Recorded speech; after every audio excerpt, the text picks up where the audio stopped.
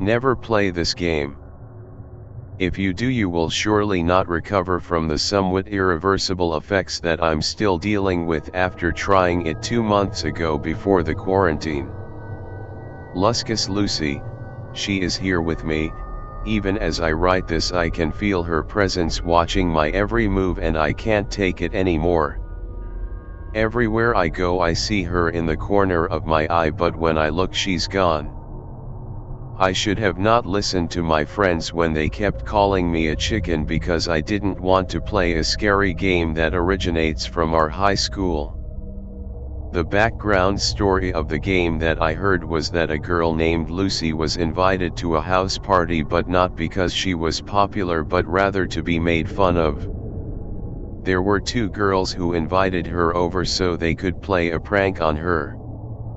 So when Lucy came over, they grabbed her and tied her to a spinning chair, which they then spun around while they sprayed whipped cream and silly string all over her. Lucy begged for them to stop, but they spun her so fast and then quickly untied her so that she went flying off. She tried to regain balance but was so turned around that she ended up stumbling into the edge of a countertop, gouging out her left eye, which left her passed out and bleeding on the floor. Now she would have survived if the people at the party acted fast and took her straight to the hospital.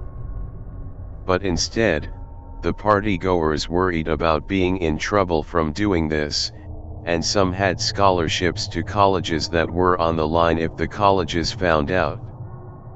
So they carried Lucy's passed out body into a car and drove over to where they found a rainwater drain pipe that went underneath the road. They shoved her body into it and drove off. Now after they did this, all of them ended up dying in a car crash on their way back to the party. This was the main summary of the police report from the witnesses that didn't go to hide her body and the evidence they found. Some say the kids it was because they were all intoxicated at the time and so they lost control and crashed. Others like me believe that Luscus Lucy had something to do with it, but nothing is for sure at this point. This story took place about 14 years ago, and some people from our high school since then made a game out of it, seeing if they can summon her restless spirit. They call her Luscus Lucy because Luscus is a Latin word meaning a one-eyed person. I didn't find out about it until I was a freshman, but I never messed with it until 2 months ago. So what happened was that I was at a sleepover at my friend's house, and after playing Mario Kart and some other video games, we all wanted to play something a little more interesting. Hey guys, how about we play the game where you summon Luscus Lucy? Jerry asked, which caused everyone to quiet up. I wasn't particularly close to Jerry, but he was friends with my best friend Levi, so I knew him fairly well. Yeah, that could be fun. Everyone said simultaneously except for me. You don't want to try it out, Zach? Levi asked with his eyebrows scrunched. I don't like to mess with those sorts of things, that's it really, I replied while sitting up straight on the couch. You're just a chicken. Bawk. Bawk. Bawk. Jerry yelled while flapping his arms, and he got the other 2 boys and Levi to join in. I got annoyed because they wouldn't stop until I agreed to play it with them, so I responded saying, "Fine, I'll play, just knock it off already." Great, Jerry said as he gathered up the supplies needed to supposedly summon her. He even brought some of them with him as if he was expecting us to play the game at one point while we were here. There were 5 boys in all, and so we got everything ready to do it, and I still didn't have a good feeling about it, and I wish I would have listened to my gut. The needed supplies is a small mirror, but not one that's too small that you can't write on it. Next is that you need something that is able to spin around and hold the mirror. Some people use chairs that spin, but the easiest way is to just use a fidget spinner but pop one of the sides off so the mirror is able to spin with it. We ended up using a fidget spinner because the chair was not too practical. Next, you have to go into the bathroom and turn the shower on as hot as you are able to get it. This is so the steam from the shower will cloud up your handheld mirror. Next, you must take 3 candles and surround them around your mirror, which is placed on the fidget spinner. If you're using a chair, you will place them on the ground surrounding the chair. You can either place the mirror on the floor or the countertop if you are using the fidget spinner to hold the mirror. We chose to do it on the floor because the countertop was all cluttered up. So we followed all of the steps in preparation to summon Luscus Lucy, and when it came time to actually try it out, everyone was quiet. So who wants to try it out? Jerry asked as he looked at the group. Why don't you try it out? You brought most of the supplies for it? Levi told Jerry with his hands gesturing towards the bathroom. No, not me. How about we have Zach do it? Jerry responded defensively as if he knew about what happens to you if you summon her. No, I don't even know how to do it. I replied defensively, trying not to be the one. Don't worry, I'll tell you how to do it, Jerry said as he put his hand on my shoulder. The rest of the group agreed, and I knew if I were to back down they would just keep begging or mocking me until I gave in, so I agreed to do it.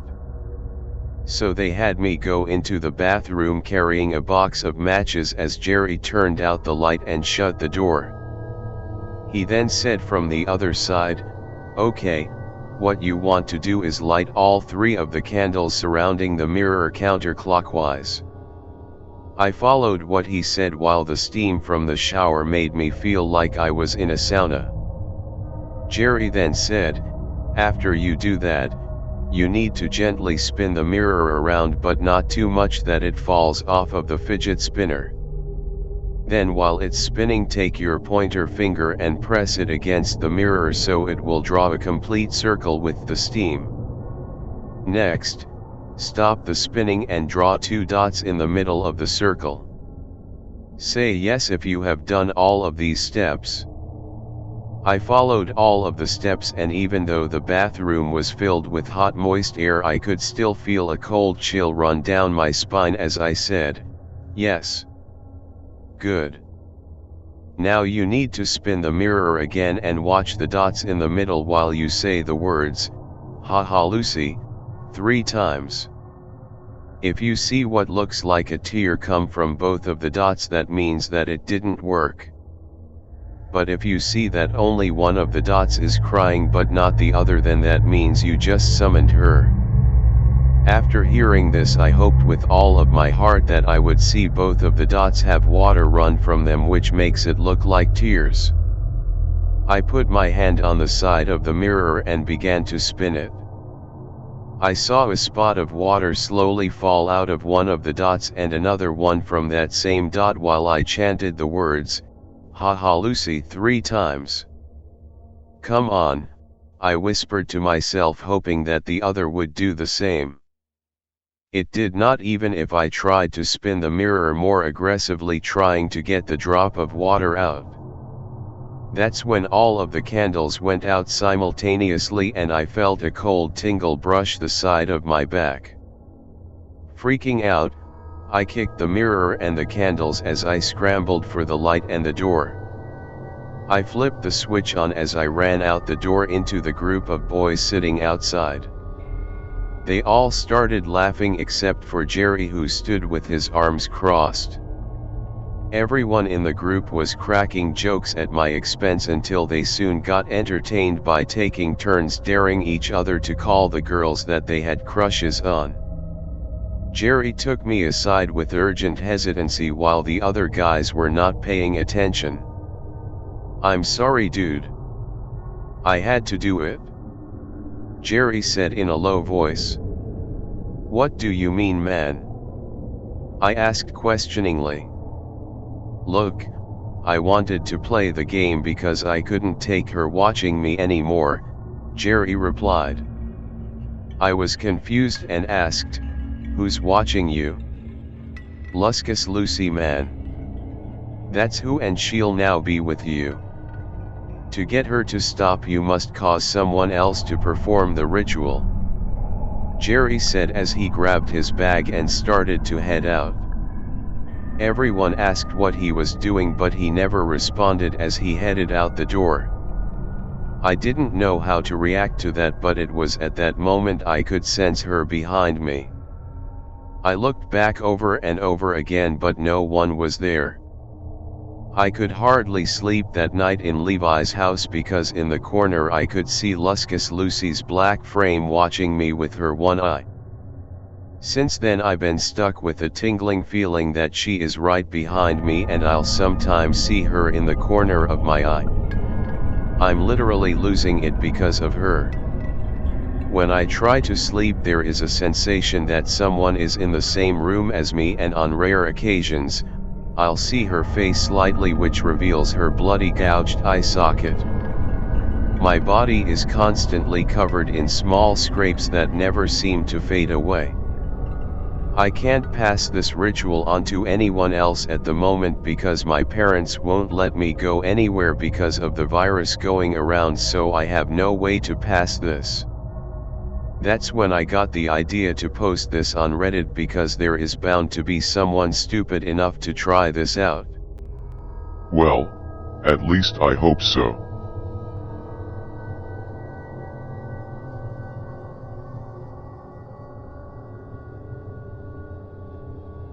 We arrived at my favorite fast food restaurant, which was a treat because we only came here on special occasions because my parents told me we needed to save money for more important things. To me, delicious cheeseburgers and playing in a giant play place was the most important thing anyone could spend money on. Today was in fact special though, because it was my birthday. "Can I go play?" I begged as my parents stood in line to order. My mother quickly shooed me away to quit bothering her, which was obviously a yes. I ran to the base of the play place and took off my shoes as those were the rules. It was such a large structure for a 5-year-old boy to enter, but as always, I was filled with excitement. I began to climb through the tubes. The tubes were deserted, all but a noise I could only assume was another child. It was a heavy breathing noise I had never heard from a child. Ignoring it, I began climbing through the structure, making my way to what was the top section of tubes. Up in the long tube there was one window on the side where I could peek out at, right at the corner where it met another tube. I began hearing the breathing come closer. I turned around to see at the end of the adjacent tube there was a childlike figure. Except its eyes seemed to glow not red like in the movies, just a bright green that seemed to be kind of unnatural. "Friend," it said in a very raspy, slow voice. I stumbled over what to say. I was frightened. It was clearly starting its way down the tube slowly toward me. "Friend," it said again, although this time it was more aggressive, almost angry. It smiled, and getting close enough to be illuminated by the plastic window, I realized its teeth were pointed. Not long like fangs, just human teeth with points at the end. As if each tooth had been filed to a point. I began to back down the tube that I had originally come from to my right. Just as I started down the tube with the thing halfway down the other tube, I heard a loud scream. It sounded angry. It screamed again. This time I could audibly hear, "Come play with me. Don't run." Struck by fear, I kept backing down the other tube. With not enough room to stand, I had to crab walk backwards so I could see behind me. "Don't run!" It screamed in a much more aggressively shrill voice. Just then I saw it, this time with even more light illuminating it by window. It appeared to be a child in tattered clothes, once again flashing its smile and its glowing eyes. The skin was gray and looked cold. It began running on all four towards me. I turned around and crawled as fast as I could. The tube seemed so much longer than I remembered when I first got up here. I could hear its nails skittering as it began to gain on me. Just as I made it the edge of the tube, I could feel its foul breath on the edge of my neck just as I slid down. I could feel screams forcibly exiting my body, and I felt my shirt grazed by what felt like sharp fingers. As I slid, I looked up to see that it had not followed me. Feeling safe now, I managed to scurry my way to the first level and out of the place, looking over my shoulder every step of the way. I couldn't hear or see anything. I made it to the table, filled with fear. I was confused by what I saw, but if I didn't seem normal, my parents didn't seem to notice. They treated it like a normal evening. I nibbled on my cheeseburger and small fry that had arrived just before I did. I swore I had seen movement at the top again, but nothing very clear. Perhaps just the shadows from cars or headlights cast against the plastic. "Do you want to go play some more before we leave, honey?" my mom asked. "No thank you, I think I've had enough for a while," I said with as much normalcy in my voice as I could muster. As we walked back to the car, I could still see the place. As I put my hand on the handle, I looked back one last time, only to be greeted this time with the green eyes and smile staring at me from the top of the structure. I quickly got in and shut the door behind me. We never went back there again. I insisted I was too old, and that the food wasn't good. Not wanting to spend the money, my parents didn't argue. I'm writing this 20 years later because nothing has ever come of it again. I had pushed it out of my memory. Until last night. Last night I could have sworn I heard something in my apartment. I don't own pets, so it wasn't an animal. I crept to the kitchen where I thought I heard the noise, only to find my fridge cracked open. And as I switched the light on just out of the corner of my eye, I could have sworn I saw green eyes.